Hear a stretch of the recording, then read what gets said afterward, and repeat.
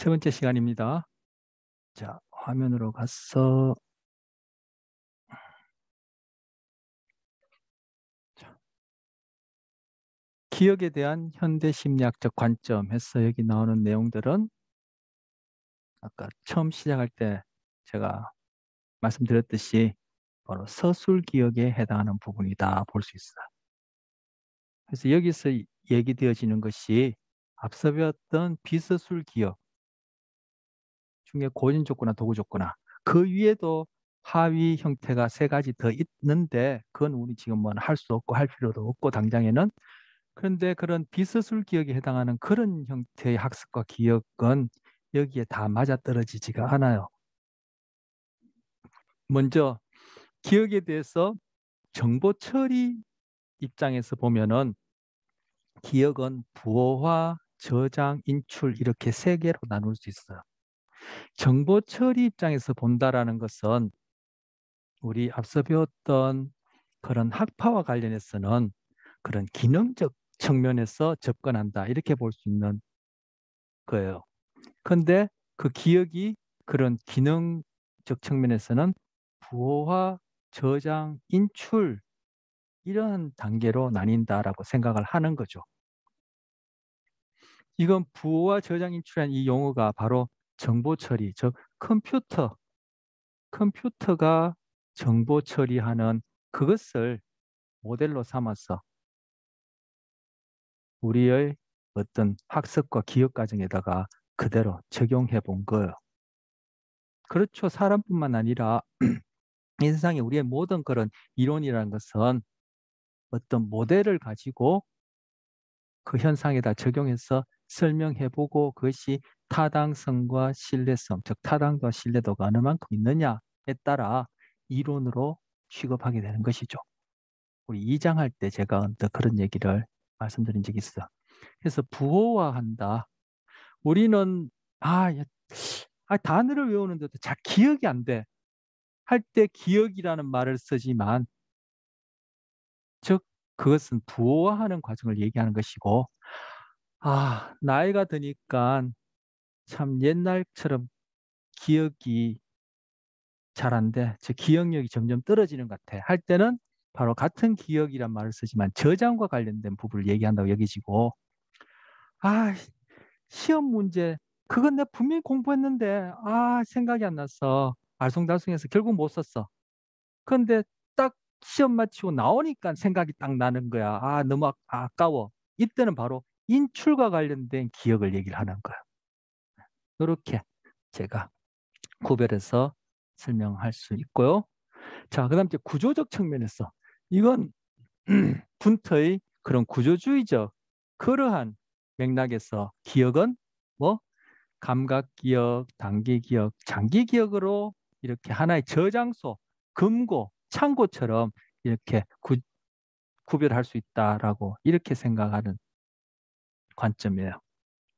자, 여기 밑에 보시면 외부 자극, 즉 결국 뭐 정보처 입장에서는 정보가 될 테고 뭐 자극, 그죠? 아니면 뭐 당장에 내가 학습하고 기억해야 될 그런 내용들이 있다 하면 그것이 감각 기억을 거친 다음에 그리고 그것이 단기 기억을 거친 다음에 장기 기억으로 옮겨가게 된다. 이렇게 생각을 해요. 그래서 바로 이 외부 자극이 감각 기억, 지금 감각 기억, 단기 기억, 장기 기억이란 것은 지금 구조적으로 그렇게 어, 모델화해서 나눠본 것이고 기억이라는 것을 그리고 이 외부 자극이 감각 기억에 이렇게 입력되는 것을 정보 처리 입장에서 정보 처리 모형 입장에서 얘기하자면은 여기에 뭐 부호화된다 이렇게 얘기를 하고 그것이 단기 기억으로 장기 기억으로 이렇게 남아 있는 것은 이제 저장되어지는 것이고 그것이 이렇게 반응 즉 답을 한다든지 그죠 답안을 쓴다든지 아까 우리 고전적 조건화 도구적 조건화를 얘기하자면은 그죠? CR 반응이 나타난다든지 아니면 레바 누르기가 빈번하게 나타난다든지 두통이 생길 때마다 내가 먹는 바로 그 진통제를 찾거나 사러 간다든지 하는 바로 그런 행동이 나타나는 것은 여기서는 인출에 해당한다 이렇게 볼 수 있어요. 그래서 외부 자극이 감각 기억에 부화되고 좀 이따 보겠습니다. 그게 뭐 그것을 또 달리도 표현하는데 부호화되고 그것이 단기기든 장기기든 저장되어 있다가 그것이 반응으로 좀 전에 말씀드린 그러한 식으로 나타나는 것이 인출이다. 이렇게 나눌 수 있습니다. 자, 그 다음 장 보시면 자, 감각기억부터 그럼 보겠습니다. 감각기억은 센소리 메모리라는데 바로 감각기관에 제가 앞서 기관, 네, organ이라는 얘기 한번 했죠. 당장에 우리 눈, 코, 입 이런 것들이 감각기관이에요. 시각기관, 눈, 청각기관, 귀, 미각기관, 혀, 후각기관, 코 이렇게 얘기하는 것이 이제 감각기관이고 그 감각기관에 자극이 등록되어 아주 짧게 유지되는 것을 바로 구조적 측면에서 감각 기억에 저장되었다 그렇게 얘기를 하고 그것이 그렇게 그러니까 등록되고 나중에 단기 기억화 되어지는 중에 이제 선택적 주의라고 나오는데 그건 이제 뒤에 가서 문장을 보면서 얘기를 하기로 하고 그렇게 역시 학습 기억은 아까 동전 양면처럼 그죠 같이 따라다니는 것이니까 학습 기억되는 중에 이것이 부화가 일어나고 뒤에서 보겠습니다만 부화를 어떤 식으로 하느냐 달리 쉽게 얘기하면 얼마만큼 잘 하느냐 아니면 우리 또 교재에서는 부화를 깊이 한다고 하는데 얼마만큼 얕게 깊이 하느냐에 따라 그것이 또 저장이 얼마만큼 잘 되어지는지 나중에 얼마만큼 인출되어지는지 있는데 다 이제 영향을 주고 연결되는 과정이에요. 그건 이제 볼 텐데 자 일단 구조적 측면에서 감각 기억이란 저장소가 있다. 금고 같은 창고가 있다. 거기에 정보가 입력되는데 그것이 감각기관, 금방 말씀드린 그런 감각기관에 등록돼 짧게 유지되는 기간을 이제 감각기억상에 저장된다. 이렇게 얘기를 할 수 있다는 거야.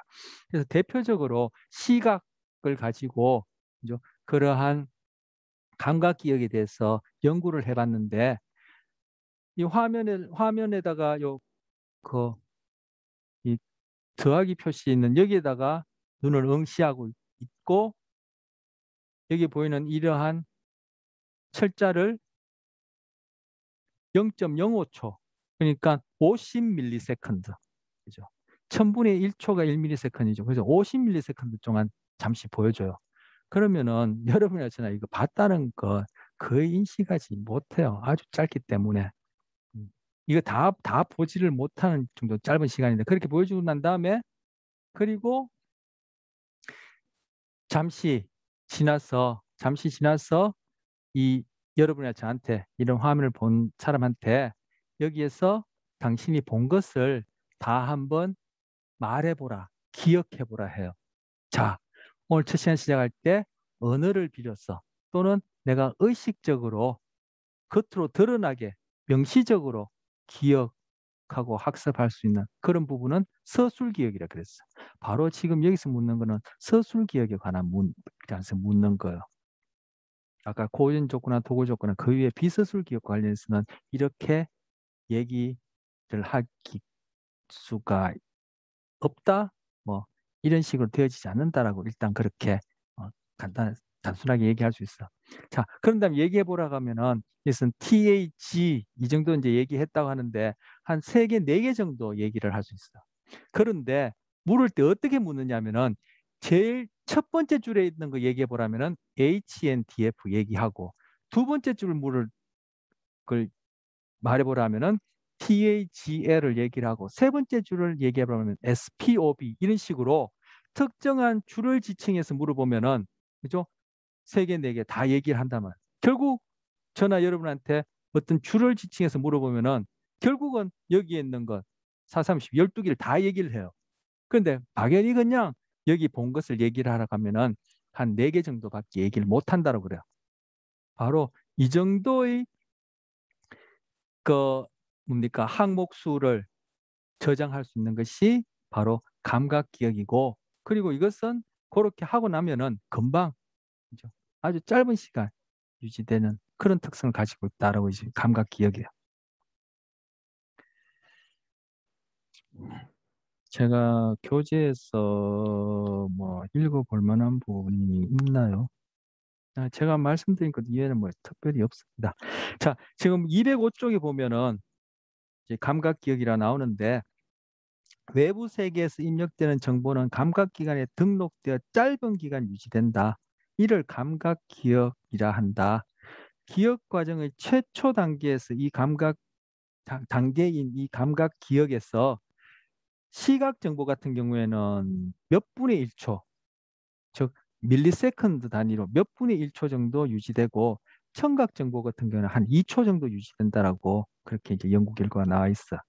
그리고 지금 이제 시각 같은 경우에 금방 얘기한 대로 이런 식으로 이제 실험을 해봤다는 거죠. 세 줄의 글자와 숫자로 이루어진 화면을 지금 이제 그림 5-13은 뭐 글자만 있는데 뭐 숫자를 하든지 간에 이렇게 해서 이루어진 화면을 0.05초 그러면 하나 둘셋 예 50ms 맞죠? 0.05초 동안 참가자들에게 보여주고 가능한 한 많이 기억해라고 하면은 한 4개 정도 하는데 화면에 이것이 사라진 후 이제 계속 보고 하는 건 아니겠죠 물론 사라진 후 그죠 그 세 줄 중 한 줄을 임의적으로 지정해서 기억해 보라고 하면은 그죠 4개씩 기억하더라는 거예요. 결국 그런 식으로 물으면 이제 다 기억하는 그런 현상을 보인다. 어느 줄을 보고해야 할지 미리 알 수 없으므로 이 결과는 화면상의 모든 정보가 영상 기억에 저장되었음을 의미한다. 금방 얘기한 대로 그렇게 어떤 줄을 지시해서 기억해 보라면 그렇게 결국은 다 하더라. 그래서 감각 기억은 이렇게 정보량이 그렇게 어, 아주 짧은 기간 유지되고 그 기간만 지나면은 내가 의식적으로 회상, 즉 기억해낼 수는 없지만 그 양이 상당하다. 그렇게 볼 수 있는 것이 감각 기억이야. 하지만 이것이 뭐 결국은 언어를 통해서 그죠? 내가 의식적으로 그렇게 관여하는 부분이니까 서술 기억에 해당한다. 이렇게 얘기할 수 있는 기억입니다. 자, 두 번째 단기 기억이야. 단기 기억은 뭐 지금 저랑 여러분이랑 수업하면서 지금 하고 있는 내용, 그죠? 뭐 주어진 그 짧지 않은 시간 동안에 많은 내용을 다루고 있는데 듣고 있는 중에 여러분 제가 잘뭐 전달을 했고 여러분이 잘 이해한다면은 이것이 쭉쭉쭉쭉 내용이 이어지면서 이해가 된다라고 이렇게 얘기할 수 있고 그렇다면 여러분이 그것이 단기 기억이 정상적으로 작동하고 있는 거예요. 그런데 내용을 듣다가 어느 순간부터 야 무슨 소리인지 모르겠고 하나도 귀에 안 들어오게 들어봐도 도대체 모르겠다면은 그 이해 안 되는 바로 이전 단계부터 단기 기억이 제대로 진행이 안 된 거예요. 단기 기억은 상대적으로 짧지만 그죠? 여러분이 이 시간 지나서 오늘 저녁이나 내일 오늘 했던 내용을 물어본다면 기억해내지 못하지만 지금 저하고 계속 주거니 받거니 하는 중에 여러분이 기억하고 있는 것은 단기 기억의 이름으로 바로 뒤의 내용을 이해할 수 있게끔 계속 그것이 이렇게 이어져서 지속된단 말이에요. 그 이런 것들이 단기 기억인데 결국 그 단기 기억되어지는 기억의 그런 용량이나 시간이 얼마나 될까? 아까 감각 기억 같은 경우에도 용량이나 시간을 그런 식으로 측정해 본 결과가 있는데 단기 기억 같은 경우에도 그 시간이나 용량이 얼마나 될까 싶어서 연구를 해 보니까 그것이 30초 이상 지속되지도 않고 그 양도 많지 않더라는 거예요. 교재 206쪽에 보면은 제일 하단에 단기 기억의 용량이라는 이름으로 나와 있는데 여러분 교재 있는 분은 보셔도 좋고 그죠? 없는 분은 잘 들었다가 한번 짧게 한번 해봅시다. 교재 있는 분 보셔도 좋고 자 제가 지금 이제 철자를 얘기할 테니까 자 얘기합니다. P, T, Z, O, J, R, S, M, F, L, B. 자, 책 덮으시고 들으신 분들은 그거 지금 종이 한번 적어보세요. 제가 얘기한 거 여러분 들었던 거 다 몇 개나 기억할 수 있는지 해보시고 계세요?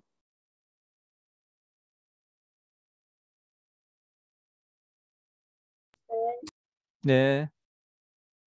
뭐 어려운 건 아니니까 한번 해보세요. 여기 있는 건 뭐 그렇다니까 그런 게 아니라 한번 해보면 그죠? 어, 다음에 기억이 더잘 날 거예요.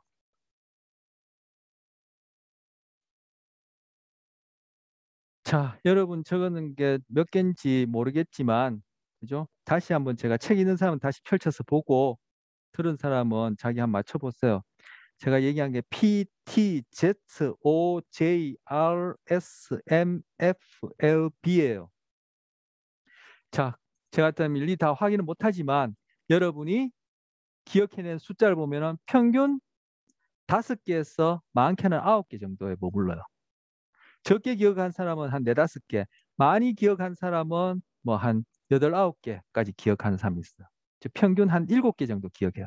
근데 요즘에는 이게 평균 7개가 아니라 평균 또 5개라는 연구 결과가 있는데 어쨌든 뭐 교재대로 7개. 즉 그래서 기억의 양이 7개에서 플러스 마이너스 2 정도 되는 것이 감각 단기 기억이라 얘기를 하고 이 단기 기억의 지속되는 시간은 여러분이 지금 적어 놓은 거 이제 보지 말고 그죠? 2번 보게 되면 그죠? 이제 반복하게 되니까 복습하게 되니까 그죠?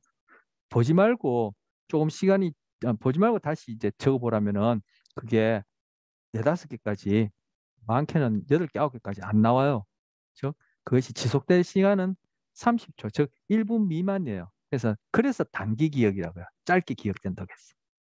하지만 아까 얘기한 대로 수업 중에 제가 쟤랑 이렇게 얘기를 들을 때는 그죠? 30초밖에 지속 안 되지 않은 그 내용이 다음 내용을 이해할 수 있도록 학습과 기억이기 때문에 그걸 쭉 따라오는 거예요. 난 이해가 안 된다면 지금 단기 기억이 어느 순간부터 그것이 제대로 작동이 안 된 거죠. 그렇지만 이 시간 지나서 딱 수업 마치고 덮어버리고 여러분한테 당장에 1, 2분까지 안 지나도 물어보면은 오늘 3교시 거쳐서 했던 내용 대부분 기억이 안 날 거야. 이런 게 단기 기억이야. 그래서 여기 보면은 되뇌기를 하지 않으면 달리하면 암송하지 않으면은 뭐 되뇌기 암송 같은 말이 돼 리허설이라 그러는데 달리하면 복습하지 않으면은 이렇게 금방 없어지고 그죠? 그리고 그 용량도 그죠? 7개 정도밖에 안 되는 것이 단기 기억이야. 그래서 이 복습하라고 얘기를 하는 거야. 그러면은 뭐 이것이 단기 기에서 장기 기억을 옮기게 돼요.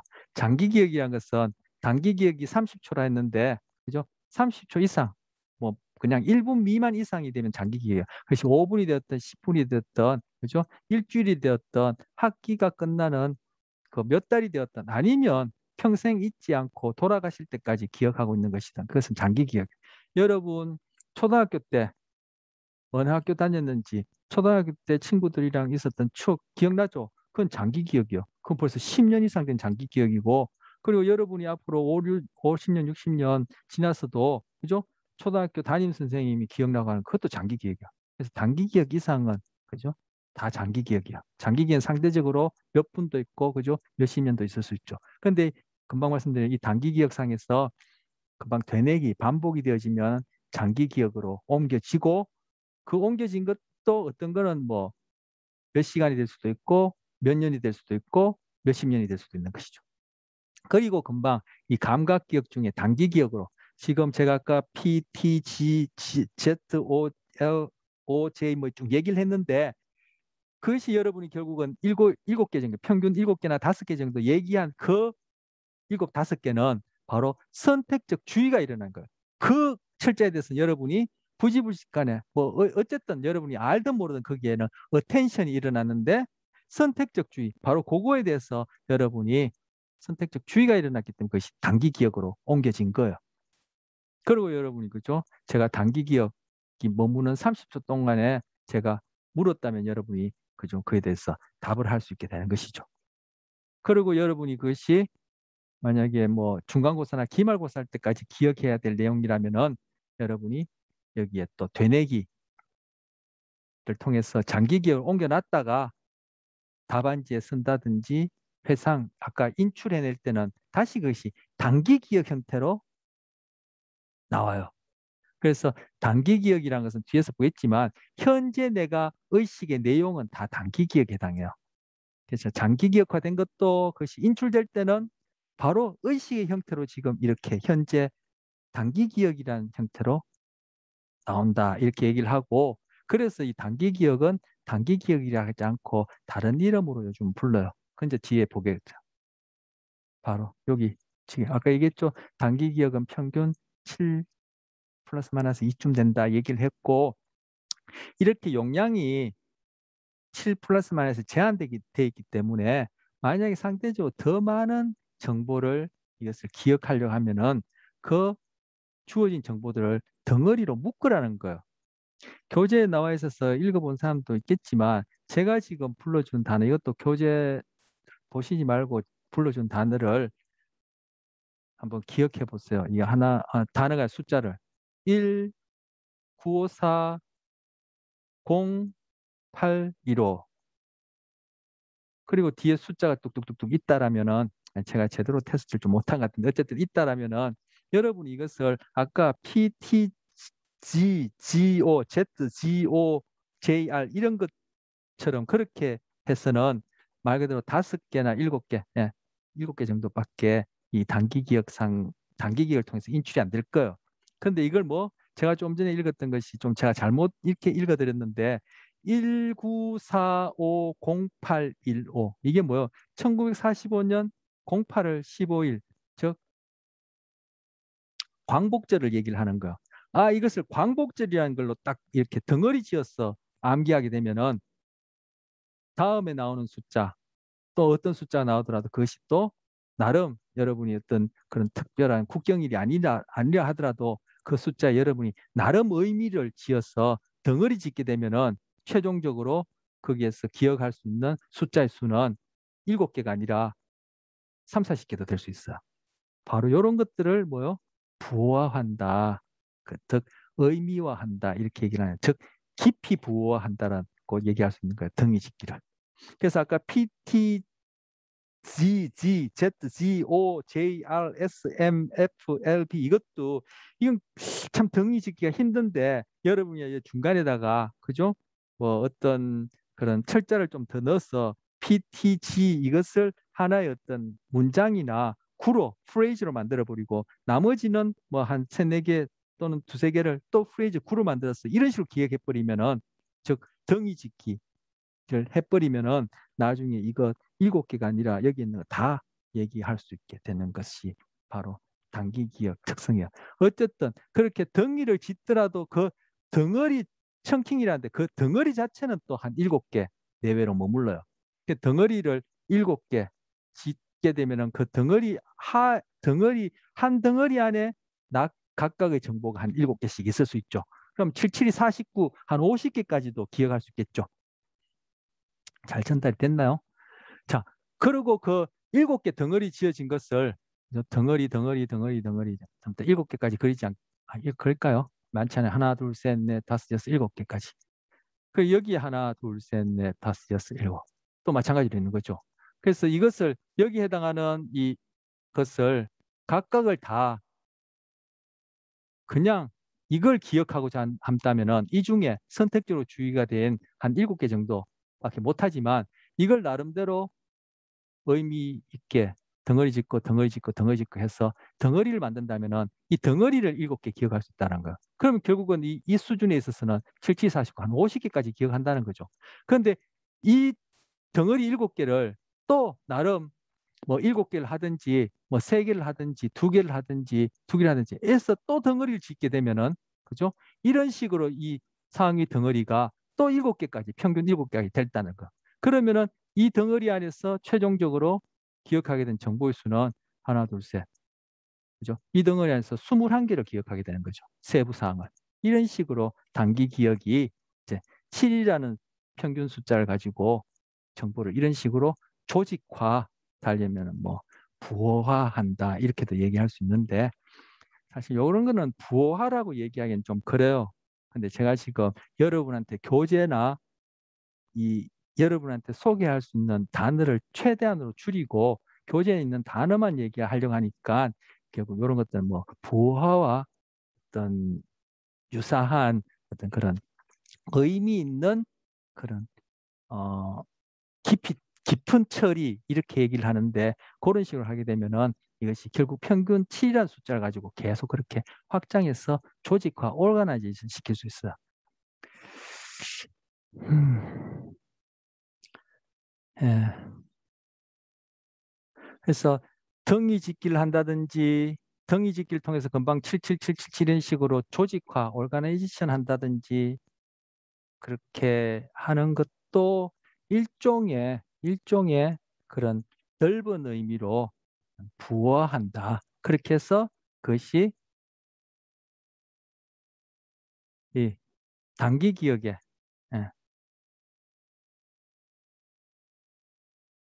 그걸 통해서 장기 기억으로 단기 기억을 통해서 장기 기억으로 잘 저장되게끔 한다. 결국 그러한 부호화를 어느 만큼 정교하게 또는 깊이 있게 달리 얘기하자면 의미 있게 하느냐에 따라 단기 기억의 용량이나 그 기간이 상응해서 길어진다. 그래서 내가 잘 인출해지지 못한다라는 것은 또는 잘 해놓지 못한다는 것은 바로 부호화 단계, 부호화 단계에서 내가 그만큼 깊이 있게, 의미 있게 또는 정교하게 부호화하지 않았다는 거예요. 쉽게 해서 마구잡이로 달려들어서 외우려고 했지 그것이 무엇인지 제가 수업 중에 뭐 종종 강조 해왔다고 저는 생각하는데 바로 그것이 무엇인지 나에게 의미 있게 이해하지 못했다는 거. 그런 식으로 학습에서는 그것이 아까 뭐요? 그죠? 가장 그, 어, 하위 단계에서 주어진 7개 플러스 마이너스 그 이상 단기 기억에서 그리고 그것을 리허설을 통해서 장기 기억으로 옮기는 그것밖에 안 된다는 거야. 근데 그것을 부호화를 그렇게 정교하게 깊이하게 하게 되면은 아까 제가 청킹이라는 이름으로 7개 또 그다음 상위 7개 상위 7개 상위 7개 꼭 7개는 아니에요. 그 7개 평균이니까 그런 식으로 조직하게 되면은 그것이 장기 기억으로 잘 저장도 되고 나중에 인출도 잘 되어진다라는 거. 그걸 평이한 말로 하면은 무작정 외우느냐 이해하느냐에 따라 기억이라는 것이 확연히 달라진다는 것을 지금 얘기를 한 거예요. 자, 그런데 아까도 얘기했지만 이 단기 기억을 요즘은 단기 기억이라 부르지 않고 자급 기억이라 불러요. 단기 기억을 대체하는 요즘 개념이에요. 이 개념이 더 좋다고 여겨지는 거죠. 뭐 우리에게 일어나는 기억과 학습이라는 현상을 설명하기에 이것이 더 좋다라는 거죠. 그래서 자급 기억은 우리 3장에서 배웠던 바로 전전두, 엽, 피질, 뭐 전전두 옆 이렇게 얘기해도 좋고 전전두 옆 피질 이렇게 얘기해도 좋고 바로 이 부위에서 일어나는 것이 달리하면 자극기억은 바로 이 부위에서 일어나는 것이다 이렇게 생각하는 게 자극기억이에요. 그래서 여러분이나 저나 현재 내가 의식의 내용 자 아까 의식할 수 있다라는 것은 즉 의식의 내용이라는 것이 결국 기억 내용, 기억이 될 텐데 의식할 수 있다는 것은 아까 뭐요? 서술 기억에 해당한다 했죠. 서술 기억에 해당한다 했죠. 바로 여러분이나 저나 지금 의식하고 있는 내용은 바로 전전두 피질, 우리가 배웠던 그 전전두 피질이 관여해서 일어나는 자급 기억상의 내용이다. 이렇게 얘기할 수 있고 바로 자급 기억은 이 의식이라고 얘기하는 이런 현상과 관련된다라고 생각해요. 바로 그렇다면 그런 의식의 내용, 의식과 관련된 현상에 해당하는 자극기억은 뭐 어떠한 구조적으로, 기능적으로 모델화할 수 있는데 자극기억의 모형입니다. 즉 자극기억에는 구조적으로는 중앙관리자라는 게 있어서 이것이 비유하자면 CEO와 같은 역할을 한다는 거. 그리고 그 CEO가 언어와 관련해서 또는 시각 그리고 공간과 관련해서 이 시공간 할 땐 시각입니다. 시간이 아니고 시각과 공간과 관련해서 주어진 정보들을 여기에 잠시 이게 단기 기억에 대체를 했잖아요. 그래서 말 그대로 단기 기억에 해당하는 저장소로서 잠시 보관하면서 이 정보를 관리 CEO처럼 중간 관리자가 관리 감독한다. 그런 기능을 하는 것이 작업 기억이고 바로 옛날에 단기 기억이라 얘기했던 것을 대체하는 개념이다. 그리고 이것이 전전두 피질과 관련된 기능이다. 이렇게 얘기를 하는 거예요. 즉 전전두 피질이 결국 뭐요?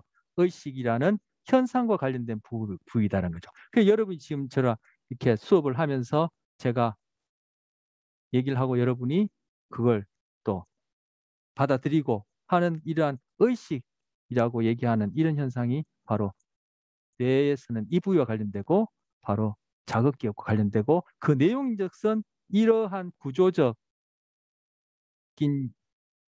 형태를 띠면서 이야기하는 내용을 유지도 하고 그것을 이렇게 저렇게 주물러서 조작도 하고 새롭게 업데이트, 갱신도 하고 여기 나오는 이런 정보들을 서로 비교도 하고 대조도 하는 이런 기능적 역할을 한다라고 모형화해서 설명하는 거예요. 이거 다 서술기억과 관련된 내용인 거죠. 아까 고인 조건이나 도구 조건과 같은 그 이외에 세 종류 합쳐서 얘기하는 비서술 기억 같은 경우에는 이런 식으로 얘기할 수 있다 또는 이런 식으로 처리된다라고 얘기할 수 있다고는 생각하기 힘들어요. 이거는 의식적 기억, 언어적 기억에 국한된 모형이다라고 볼 수 있는 것이죠. 이런 부분들이 이제 인지심리학에서 많이 다뤄요. 인지심리학은 소위 인지 얘기하면은 교재도 그렇고 수업 때도 그렇고 인지하면은 의식적인 정보 처리 또는 언어적인 정보 처리를 주로 맥락상 얘기하는 경우가 많아요. 그리고 그것이 뭐 심리학의 역사하고도 좀 관련이 있다고 저는 얘기 지는데 바로 행동주의를 비판하면서 나온 것이 바로 이제 인지심리학인데 그 행동이라는 것이 인간의 의식을 설명하지 못한다라고 그렇게 잘못된 오해와 그에 대한 비판으로 나왔기 때문에 인지심리학이 그렇게 뭐 언어와 관련된 부분에 또 더 치중되어 있지 않나 이렇게 저는 생각하고 아까 고전적 조건화, 도구적 조건화가 일어나는 중에도 분명히 유했으니, 시했으니, 뭐 페달을 밟았느니, 생선을 먹었느니 하는 것들이 다 결국은 우리 몸을 통해서 감각기관을 통해서 신경계로 들어간 다음에 그것이 우리가 배웠던 그죠? 전기 신호로 화학 신호로 다 처리되어지니까 바로 그 처리되어지는 그런 과정들이 다 인지 과정이에요. 인지 과정이에요. 그런데 그거는 뭐 언어적으로 접근할 수 없는 비서술적 과정이기 때문에 거기에 대해서는 이런 식으로 아까 감각기억부터 지금 자극기억까지 얘기하는 식으로 이런 식으로 설명하기가 곤란하다. 설명할 수 없다 또는 이것이 적용되지 않는다. 이렇게 제가 다시 한번 얘기를 합니다. 이 내용이 여러분한테 다가올지는 잘 모르겠네요. 좀 어려운 얘기일 텐데 어쨌든 자 그다음 세 번째 장기기억입니다. 장기기억을 잘 하려면은 이제 장기기억은 아까 여기 보시면은 아까도 얘기했지만 장기기억된 것을 결국은 그것은 이제 아까 부호화 뭐 저장 그리고 인출이라는데 장기기억된 것을 이제 끄집어내겠죠. 인출하게 되겠죠. 다른 말로 하면 회상하게 되겠죠. 회상할 때는 결국 그것이 의식의 내용이 된단 말이에요.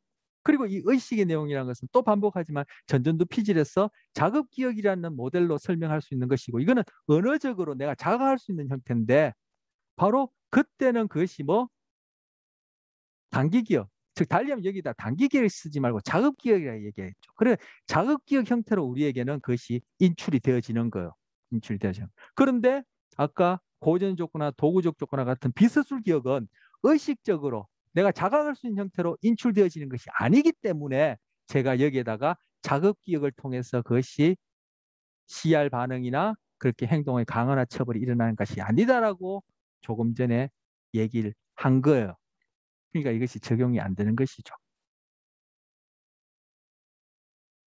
그래서 이런 식의 어떤 정보 처리 입장에서 인지심리학은 바로 아까 비서술기억에서 얘기하고 아까 살펴보고 제가 또 거듭 강조했지만 정말 다른 동물뿐만 아니라 우리 인간에게 있어서 삶의 질을 결정하는 어떤 그런 수준의 어떤 그런 어, 인지 처리에 대해서는 설명을 상대적으로 못하거나 도외시온 거죠.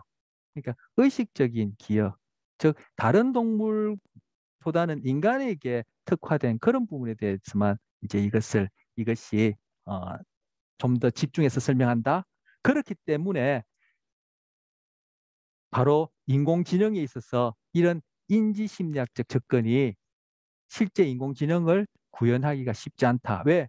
인간뿐만 아니라 다른 동물뿐만 아니라 인간도 먼저는 생물이 있고 그걸 바로 그런 생물학적 시스템을 공유하고 있는데 바로 그 부분이 구현이 잘 안 되니까 그냥 컴퓨터 모델처럼 그냥 계산하는 알파고 뭐 지금 더 업데이트돼서 어떤지 모르겠지만 그렇게 계산하는 알파고 즉 바둑을 두다가 그죠? 자기가 수를 잘못 두더라도 불안해하거나 그죠? 긴장하지도 않고 그 승리했다고 해서 기뻐서 그죠? 도파민이 확 분비돼서 쾌감을 느끼는 것도 아닌 그냥 우리 마트에서 볼 수 있는 QR코드 찍거나 바코드 찍어서 계산해서 총합이 얼마라고 계산하는 그 정도 수준의 인공지능이다. 말하자면 인공지능이 아닌 어떤 그런 컴퓨터인 거죠. 그래서 인공지능이 뭐 다른 우리와 더 신경이 단순한 다른 유기체, 뭐 생물도 뭐 10분 구현하지 못하는 것이 바로 금방 말씀드린 인지심리학의 그러한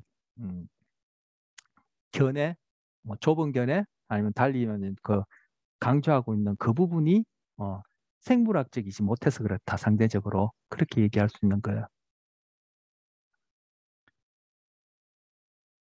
좀 어려운 내용이 되었습니까? 조금 전에 얘기한 것이 여러분 첫 시간에 인공지능에 관심 있어 얘기하는 사람들이 있어서 또 다시 한번 생각나서 또 같이 이어서 얘기를 해왔습니다. 그렇다면 자 장기 기억은 이제 아까 저 자급 기억, 이제 뭐 단기 기억 됐을 이제 자급 기억이라고 우리가 이제 그 기억하는 게 더 좋겠죠. 이제 업데이트되고 더 설명력이 있는 모델이 이제 자급 기억이니까 자급 기억을 통해서 우리는 장기 기억을 확인할 수 있어요.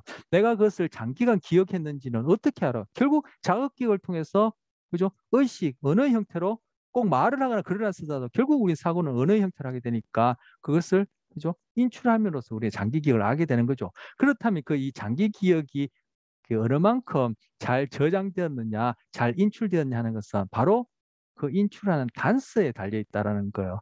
그 많은 기억 중에서 우리는 어떻게 특정한 기억을 알 수 있느냐? 여러분 객관식 시험을 보든 주관식 시험을 보든 거기에는 결국은 여러분이 몇 번이다 답을 하거나 단답을 하거나 서술을 한다는 것은 장기 기억화되는 것을 다시금 인출, 즉 회상해내는 거. 그 회상해내는 것이 아무것도 없는 상태에서 나오는 게 아니에요. 우리는 일상적으로 그걸 놓치기 때문에 그냥 아무것도 없는 상태에서 나오는 것 같지만 분명히 그러한 장기기를 인출시키는 자극이 있어요. 그걸 여기서는 인출 단서라 얘기하는 뭐요? 객관식에서는 주어지는 질문과 예문이죠. 그것이 여러분에게는 장기기억을 끄집어낼 수 있는 하나의 자극 단서가 되는 거예요. 주관식 같은 경우는 뭐예요? 단답형이든 서술형이든 주관식이 묻는 그 문장 속에 있는 그런 내용들, 그죠? 키워드라든지 거기에서 그 묻고자 하는 내용들이 문장들이 바로 인출 단서 자극이 되어서 이것이 끄집어내지는 거예요. 그래서 우리가 앞서 3장에서도 봤습니다만 뉴런들이 그죠? 시냅스를 통해서 막 이렇게 연결되었죠. 그러면서 제가 이 한 A, B, C라 할 때 이 B라는 뉴런이 되었던 A라는 뉴런이 되었던 C라는 뉴런이 되었던 한 뉴런 입장에서 다른 세포들로부터 시냅스 받는 이 시냅스의 수는 적게는 1000개부터 많게는 10만 개까지 된다고 했어요. 결국 이것을 제가 단순하게 그리자면은 뇌 안의 신경세포들은 이런 식으로 연결되어 있는 거예요. 복잡한 거물망식으로 네트워킹 되어 있는 거예요. 그런데 제가 그 중에 어떤 부류의 신경세포들이 관여하는 여기 있는 세포들이 즉 우리가 봤던 전기신호, 화학신호 이런 것들을 발생시킴으로써 인출하게 되어지는 정보를 회상해낸다, 기억해낸다 할 때는 바로 이러한 정보들과 관련된 단서들이 있다라면 이 단서들이 이런 식으로 연결된다면 이 단서가 이것과 연결된 것이 멀면 멀수록 이 지점에서 주어지는 어떤 단서가 있다면 여기 와서 이것을 활성화시키는 상태가 쉽지 않지만 이 주변에 많은 단서들을 갖고 있다라면 이것은 끄집어내기가 훨씬 쉽다는 거예요. 제가 그리면서 설명하는데도 여러분한테 잘 안 다가올 것 같은데 자 다시 거물망을 가지고 비유적으로 얘기합니다. 제가 이 부분을 잡고 당긴다면은 이 거물입니다. 이 부분을 잡고 당긴다면은 이쪽 부분은 훨씬 더 많이 당겨오겠죠. 이쪽 부분은 상대적으로 또 좀 적게 당겨오겠죠. 이쪽 부분은 거의 안 당겨질 거예요. 그에 비유할 수 있다는 거야. 내가 이 부분을 당기려고 할 때는 당장 이 부분을 당기는 것은 어떤 두말할 것 없지만 이 부분과 관련된 가까운 이 부분을 확 잡아당긴다면 이 부분이 확 끌려올 거예요. 하지만 이 부분은 거의 안 끌려오거나 그대로 있을 거예요. 이렇게 비유할 수 있다는 거예요. 그래서 내가 기억하려는 그 부분과 관련된 단서들을 많이 만드는 거예요. 이게 아까 얘기한 뭐요? 부호화를 깊이 한다. 또는 정교하게 한다는 거예요. 즉 무작정 외우지 말고 그죠? 이해하라는 거예요. 이해하라는 거. 어떻게 이해하느냐? 내가 학습한 내용 그리고 내가 이제까지 갖고 있는 기억의 내용, 뭐 기억 학습 동기 양면이라는데 이것들의 틀 안에서 즉 도식 안에서 이러한 새로운 내용들을 그 도식에 집어넣는다는 거예요. 이 거물망 속에 포지션 시킨다는 거예요. 그래서 이 연결이 많으면은 결국 그 정보를 끌어내기가 인출하기가 좋다라는 거예요. 제가 거듭 얘기하지만 무작정 외우는 것이 아니라 깊게 정교하게 이해한다는 거예요. 그 이렇게 이해하려면은 그죠? 학습한 게 많아야 되겠죠. 학습한 게 지금 적다면 학습을 지금 하면 되겠죠. 그래서 이 도식을 계속 틀린 부분이 있다면 바꾸고 변경시키고 정교하고 그렇게 만들어라는 거예요. 즉 거물망을 이렇게 연결망이 많도록 그리고 연결과 연결 사이가 강하도록 만들어라는 거예요. 그걸 평행한 말로 이해한다라는 거예요. 그래서 제가 수업 때 관련되는 것 이렇게 저렇게 뭐 철학 얘기도 그렇고 인공지능 얘기도 많이 얘기하는 거예요. 이 연결망을 많이 만드는 거예요. 그런데 당장에 공부할 때는 이게 쉽죠. 왜? 단기 기억에 7개는 금방 들어가거든요. 근데 그것이 시간이 지나 보면은 금방 사라져요. 근데 이렇게 하려면은 부화를 깊게 정교하게 해야 되니까 쉽게 얘기해서 흔히 얘기해서 귀찮아요. 노력이라고 얘기하는 그런 것들을 많이 해야 돼요. 그러니까 당장에 이걸 하는 거예요. 무작정 외우는 거예요. 그러니까 당장에 7개 들은 것 같아요.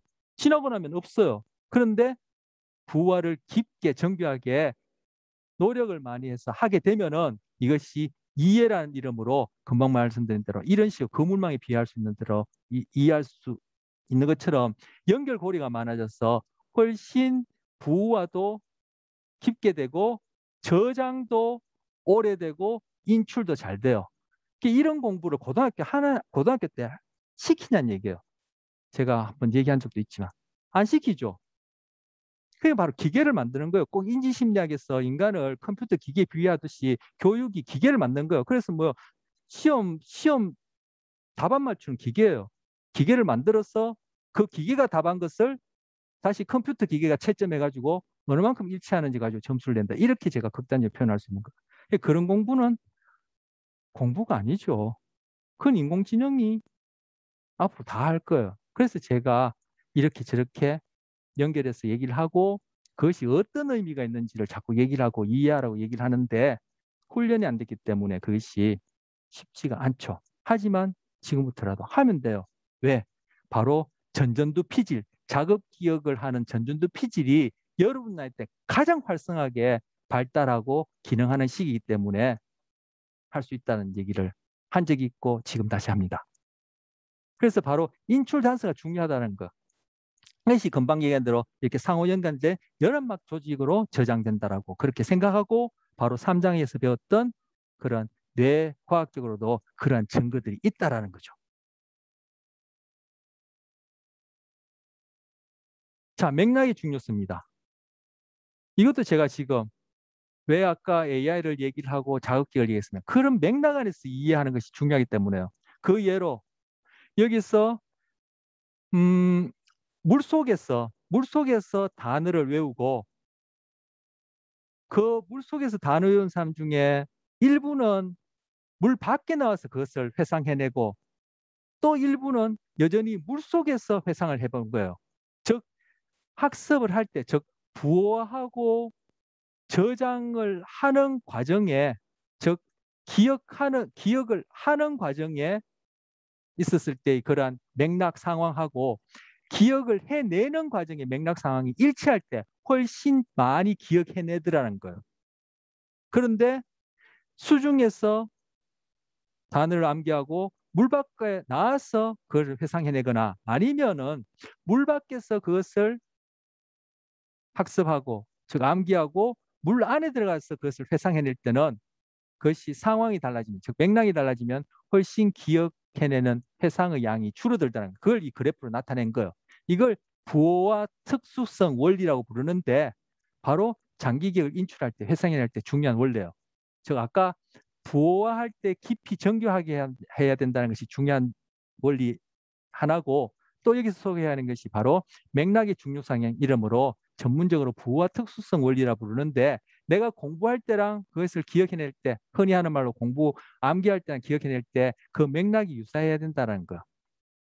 다르면 다를수록 그것이 인출해내는 기억해내는 것이 줄어든다는 것이 보이는 것이 바로 맥락과 관련된 효과예요.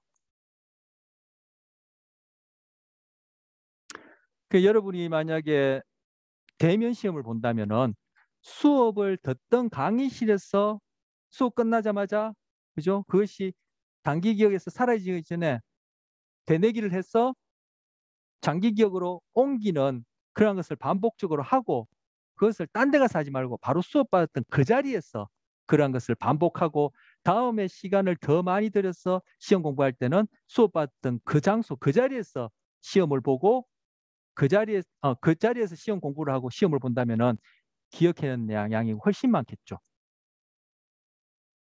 수업 끝나자마자 책 덮어버리고 다른 볼일 봤다가 지나서 단기 기억 사라질 대로 다 사라져 버리고 뭐 30초 만에 1분 미만에 사라진다는데 사라져 버리고 장소도 다른 곳에서 별다방에서 앉아서 뭐 음악도 듣고 또 같이 커플끼리 앉아서 얼굴도 쳐다보면서 공부를 한다. 그러다가 시험 볼 때는 또 학생이 많아서 강의실이 아닌 다른 대강당에서 시험을 본다. 기억해내는 것이 훨씬 덜하겠죠.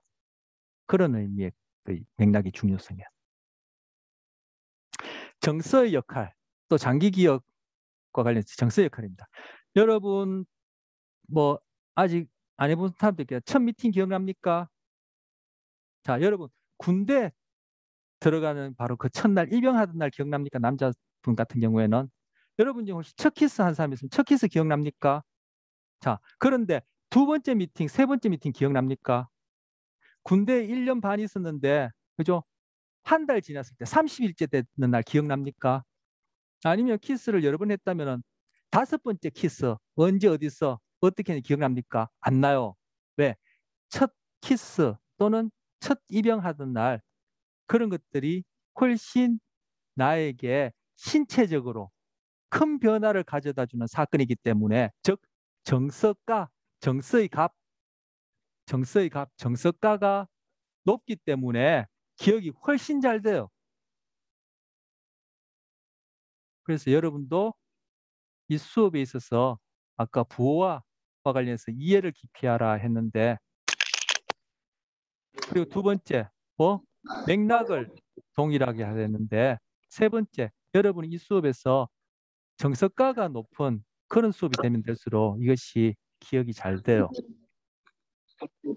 여러분이 이 수업에서 정석가가 높이긴 좀 힘들죠. 뭐 첫 키스나 첫 입영하는 날이었다거나 아니면 첫 미팅이라거나 여러분이 큰 사고를 당했다거나 아니면 뭐죠. 아주 그냥 뭐 다른 사람도 경험해보지 못할 그러한 어떤 그런 대박 사건이 있었다거나 이런 것들이 있기는 힘드니까 수업 상황은. 하지만 바로 그 정석가에 해당하는 것이 있어. 아하하고 흔히 유레카라고 얘기하죠. 유레카 경험이라고 얘기하는 아하라는 경험을 한다든지 아니면 굉장히 호기심이 있어 하게 되면은 이것이 바로 정석가를 높이게 되는 거예요. 그렇게 되면은 이 학습 효과가 굉장히 좋아요. 호기심 있습니까? 말을 강가로 데려갈 수는 있지만 물을 먹이지 못한다 했어. 하지만 목마른 말은 지가 강가로 찾아가서 물을 못 마시게 하면은 마시려고 죽기 살기 아니기로 덤벼들 거예요. 비유적으로 얘기한 겁니다. 호기심 있습니까? 이걸 깊이 이해해서 이것이 그렇구나. 이것이 내 전공에 그렇게 적용될 수 있구나 하는 그런 경험이 있으니까 그것이 있으면 있을수록 이 수업은 훨씬 더 장기 기억화 잘 되고 나중에 인출이 잘 돼요. 바로 그것을 상태 의존적 기억이에요. 이때 상태라는 것은 우리의 신체 상태를 얘기하는 거야. 아까 말에 비유하자면 목이 어느 만큼 마르냐?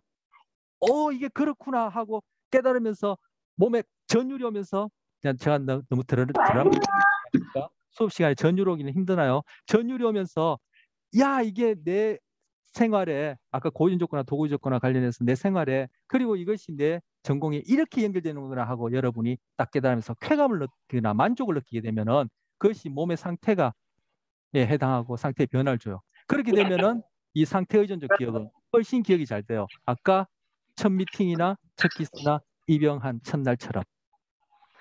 자, 그리고 그런데 한편으로 이 장기 기억은 왜곡이 잘 돼요. 장기 기억이 있는 그대로 저장되는 것이 아니라 큰 틀만 기억되고 그 세세한 사항들은 잊어버리거나 잃어버리게 돼요. 그래서 큰 틀이라는 게 바로 도식을 얘기하는 거예요. 이 스키마. 아까 도식 한번 얘기했죠. 그래서 우리는 이미 우리가 갖고 있는 도식. 자, 우리가 학습 기억이란 이름으로 달리 평양에 우리가 살아가는 경험에 의해서, 아니면 제가 여러분에게 보라고 한 마이클 셔머의 그런 패턴 인식이라고 얘기한 그런 선천적인 도식에 의해서 우리는 나름 세상을 이해하는 하나의 큰 틀, 판이 있어요. 그걸 도식이라 얘기할 수 있는데, 자, 결혼식은 이러이러이러한 순서로 이루어진다. 결혼식이 각 나라마다 각 민족마다 다 똑같지 않죠. 하지만 내가 알고 경험하거나 간접적으로 본 결혼식은 이러이러한 식으로 이루어진다라는 하나의 도식이 있는 거예요. 예를 들어서 결혼식을 얘기하자면, 그러면은 그런 도식에 맞게끔 내가 친구가 되었던 이웃이 되었던 가족이 되었던 친척이 되었던 그 결혼을 참가하고 나면은, 결혼식에서 어떠한 일이 일어났다라는 것을 그 도식에 맞게끔 끼워 넣고, 즉 도식에 의해서 처리하는 것이 빨리 효율적으로 처리가 되어지고, 그 나머지 세세한 부분들은 그죠, 잊어버리냐 빼버린다라는 거예요. 물론 거기에서 도식에서 어긋났지만 정석가가 높다면은, 아니면 내가 거기에 대해서 특별하게 깊은 부호나 의미 있게 했다면은 그거는 도식을 변경시키고 도식에 포함되겠죠. 아까 거물망에 비유한 것처럼 거기서 거물의 형태가 어떤 식으로든 변화시켜져지는 그런 일이 일어나겠죠. 여기서 얘기하고자 하는 것은 바로 이전의 기존 도식에 의해서 내가 경험하는 내용들이 그 도식에 맞게끔 재구성된다는 얘기예요. 달리 하면 왜곡된다는 얘기예요. 그래서 여러분이 자기 자신에 대한 것이든 자기의 간접적인 경험이든 여러분이 갖고 있는 장기 기억, 그것이 뭐 1시간이 되었던 그죠? 하루가 되었던 1년이 됐든 10년이 됐든 갖고 있는 장기 기억의 내용은 다 실제와 다릅니다. 그래서 그런 것들이 목격자 정언으로 쓰이게 된다면 그것이 잘못될 수 있다는 거야. 그래서 장기 기억이 이러한 재구성적 특징 때문에 기억의 왜곡이 생길 뿐만 아니라 잘못된 기억을 의도적으로 심어줄 수 있기 때문에 유도신문 하지 마세요 이렇게 얘기한 거예요. 재판장에서. 즉 어떻게 질문하냐에 따라 그 질문에 맞게끔 나온다는 거예요. 교재에 보면은 교통사고 나는 장면을 보여준 다음에 어떤 사람한테는 차가 음, 쿵 하고 부딪혔다 이렇게 표현하고, 어떤 사람한테는 차가 접촉했습니다 이렇게 표현하고, 어떤 사람한테는 차가 서로 부딪혔네요, 서로 쳤네요 이렇게 표현했단 말이에요.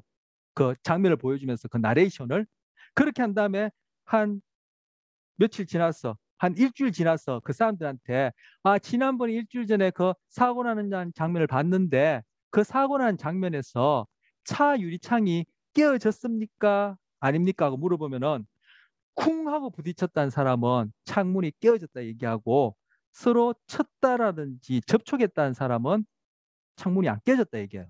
근데 사실 그 일주일 전에 보여준 동영상 안에는 창문이 깨지지 않았어요. 뭐냐? 어떻게 묻냐에 따라 쿵 하고 부딪혔을 때는 차가 쿵 하고 부딪혔을 때는 당연히 창문이 깨어지고 운전자도 크게 다칠 것이라는 나의 직간접적인 경험에 의한 도식에 의해서 거기에다가 짜맞춘다는 거. 이걸 바로 오정부 효과라 그래요.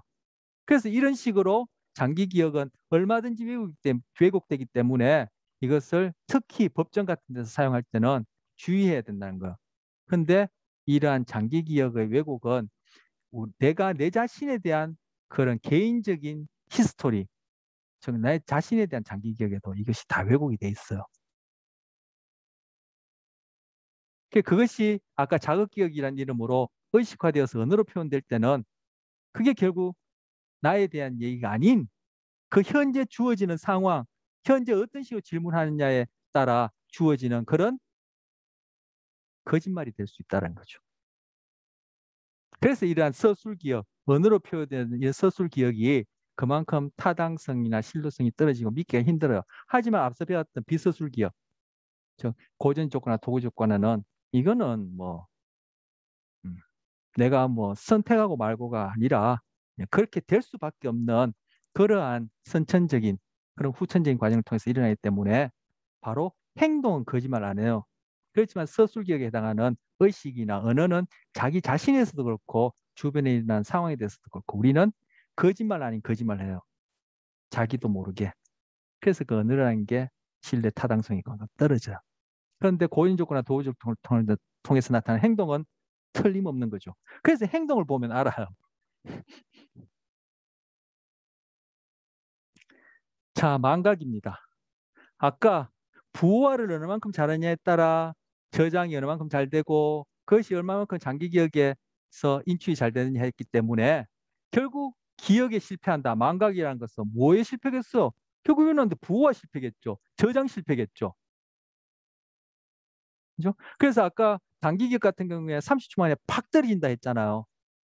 그리고 장기 기억으로 있다 하더라도 우리가 봤던 그 시냅스가 그죠? 끊임없이 변하기 때문에 계속 그 시냅스에서 세포들 간의 신호를 주고받고 하는 일이 안 일어난다면은 그 연결은 가소성에 의해서 사라져요. 그래서 우리 앞선 시간에 그죠? 고무손 착각이니 환상진이 이런 것들이 가소성을 통해서 치료도 하고 고무손이 내 것처럼 여겨지고 책상도 내 몸 일부처럼 느껴질 수 있다고 얘기한 거예요. 그래서 장기 기억화 됐다 하더라도 그 세포들 간의 신호를 계속 주고받는 그런 것이 안 일어나면은 그 시냅스는 구조적 기능적으로 약화돼요. 그러면 이게 소멸이 되는 거죠. 그래서 어떻게 해야 돼요? 장기 기억을 잘 하려면 망각을 안 하려면 자꾸 반복적으로 봐야 되는 거예요. 우리에게는 복습하는 것이고 이 교재에서는 되뇌기, 리허설, 암송하는 거예요. 그래서 자꾸 반복하라는 거예요. 그것이 서술 기억이든 비서술 기억이든 운전, 운동, 뭐 예술, 뭐 몸으로 하는 것도 계속 반복하면은 나중에는 그죠? 세상에 이런 일이 나올 만큼 그런 평범한 사람들에게는 볼 수 없는 그런 그 능력들이 나오죠. 이 서술기억도 마찬가지인 거야. 왜 내가 기억에 실패하지? 부호를 제대로 안 가요. 무작정 외우려고 덤벼드니까 그게 몇 초 안 가고 양도 많지 않아요. 그런데 아까 얘기한 대로 정석가를 높이고 부호화를 그렇게 깊게 정교하게 하고 맥락에 맥락을 맞추고 그렇게 한다면은 부호화가 잘 됐기 때문에 저장도 잘 되고 나중에 망각이라는 현상도 상당히 줄어들겠죠. 인출 실패도 그래요. 결국은 금방 얘기한 대로 부호와 저장이 잘 됐냐에 따라 인출도 그에 따라 등달아 결정되는 거죠. 그래서 혀 끝에서 머문다. 아, 시험 봤는데 그게 생각날 동 말동해. 아, 답안지 생각날 때 말 때. 이게 뭐요? 설단 현상이요. 달리 얘기하면 뭐요? 그만큼 부호화가 깊이 안 됐다는 얘기야. 아까 얘기한 부호화 그리고 뭐 정서와 관련해서 맥락 관련해서 이러한 저 부호와 저장 단계에 내가 그렇게 깊이 관여하지 않았다는 거예요. 그래서 인출 실패는 설단 현상이란 것이 이제 금방 혀끝에서 맴도는 그런 현상을 얘기하고 그리고 기억들 간에 서로 간섭이 일어나요. 내가 새로운 주소로 바뀌고 나니까 잘 안 해줘. 옛날 주소를 자꾸 쓰게 돼요. 누가 주소 쓰라면 당장에 생각나는 게 옛날 주소가 줄줄 나오지. 새로운 주소 쓰려면 요즘 수첩업체 핸드폰을 찾아야 돼요. 이건 뭐예요? 옛날에 기억했던 그러한 언어적 기억, 서술적 기억이 새로운 주소라는 서술적 언어적 기억을 과거가 현재 기억을 방해하는 것을 역행간섭이라 해요. 자, 핸드폰을 바꾸고 전화번호를 바꿨어요. 그래서 새 전화번호를 제가 사람들에게 알려주고 사용하다 보니까 옛날 전화번호가 생각이 잘 안 나요. 뭐 새로운 기억이 과거의 기억을 방해하는 거예요. 죄송합니다. 거꾸로 얘기해. 새로운 기억이 과거의 기억을 방해한 것이 역행간섭이고, 아까 주소로 가지고 예를 들었을 때, 예, 과거의 기억이 옛날 주소 때문에 새로운 기억이 잘 기억나지 않는 것, 이것이 순행간섭이에요. 제가 거꾸로 얘기했습니다. 미안합니다.